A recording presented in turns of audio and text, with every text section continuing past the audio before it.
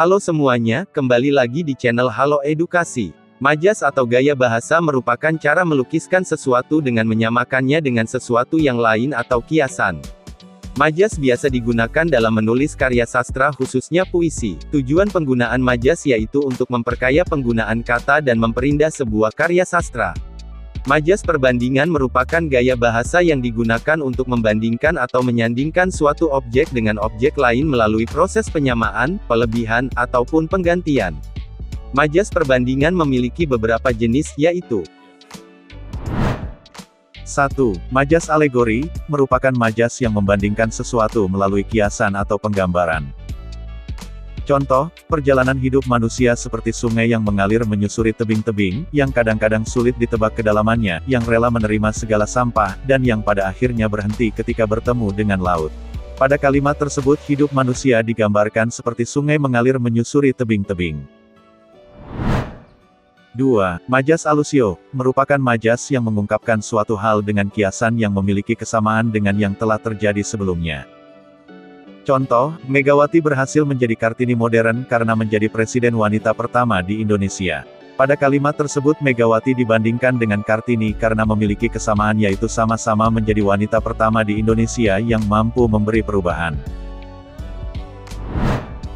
3. Majas simile, merupakan pengungkapan sesuatu dengan perbandingan eksplisit atau tidak langsung yang dinyatakan dengan kata depan dan penghubung, seperti layaknya, bagaikan, umpama, ibarat.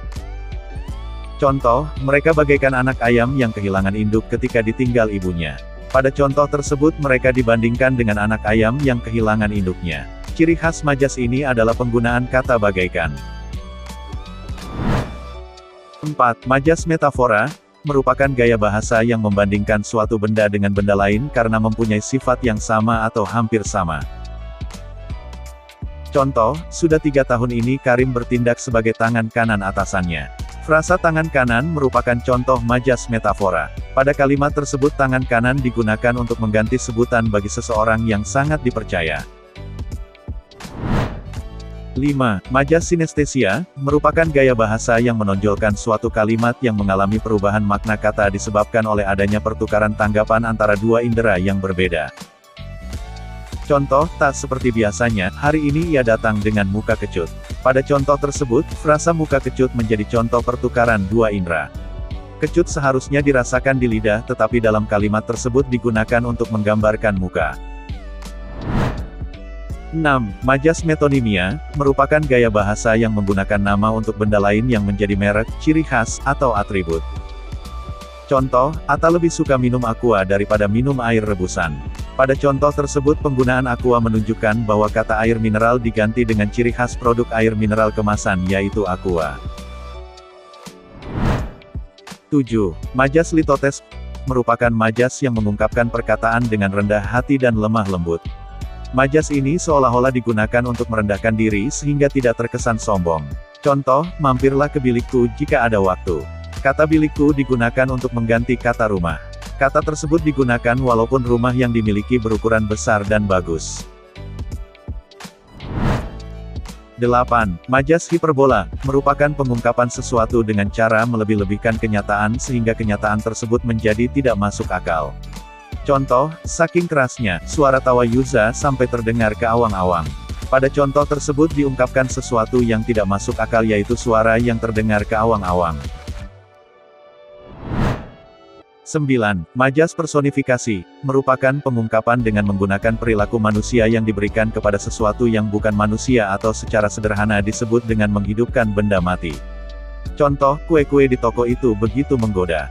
Pada contoh tersebut ditulis bahwa kue menggoda padahal jika di dunia nyata kue tidak bisa menggoda layaknya manusia. 10. Majas sinekdok.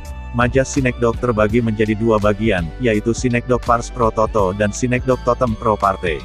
Sinekdok pars pro toto merupakan gaya bahasa yang menyebutkan sebagian unsur untuk menampilkan keseluruhan sebuah benda. Contoh, hingga matahari tenggelam, batang hidungnya tak kunjung kelihatan. Kata batang hidung dalam kalimat tersebut digunakan untuk mewakili tubuh seseorang. Sementara sinekdok totem pro parte adalah kebalikannya, yakni gaya bahasa yang menampilkan keseluruhan untuk merujuk pada sebagian benda atau situasi. Contoh, BTS berhasil memenangkan Top Social Artist di Billboard Music Award 3 kali berturut-turut.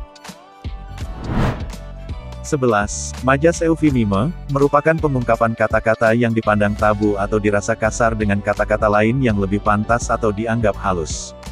Majas ini bisa juga diartikan sebagai penghalusan kata. Contoh, di mana saya bisa menemukan kamar kecilnya. Kata kamar kecil digunakan untuk mengganti kata toilet karena dirasa lebih halus. 12. Majas eponim, merupakan majas yang menyebutkan nama seseorang yang memiliki hubungan dengan sifat tertentu yang ingin diungkapkan. Contoh, jika ingin menjadi Einstein, maka kamu harus belajar sangat keras. Penyebutan nama Einstein digunakan untuk mewakili sifat cerdas dan jenius. 13. Majas simbolik, merupakan majas untuk melukiskan sesuatu dengan menggunakan simbol atau lambang untuk menyatakan maksud. Contoh, hatinya lembut seperti sutera. Kata sutera digunakan untuk menyebutkan sesuatu yang lembut. 14. Majas asosiasi, merupakan majas perbandingan terhadap dua hal yang berbeda, namun dinyatakan sama. Contoh, hidupnya benar-benar rumit, seperti benang kusut. Penggunaan kata rumit dan benang kusut merupakan contoh asosiasi. Itulah jenis-jenis majas perbandingan. Silahkan teman-teman tulis di kolom komentar contoh kalimat lainnya dengan menggunakan majas tersebut ya. Sekian video kali ini, jangan lupa untuk like dan subscribe serta aktifkan lonceng notifikasi agar tidak ketinggalan video terbaru dari Halo Edukasi.